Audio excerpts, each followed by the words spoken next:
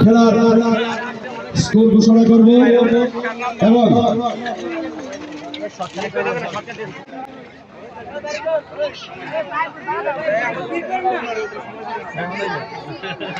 এখন শুরু হতে যাচ্ছে পুরস্কার বিতরণী অনুষ্ঠান। আসার জায়গা দিই, আমরা খেলোয়াড়দেরকে আসার জায়গা দিই।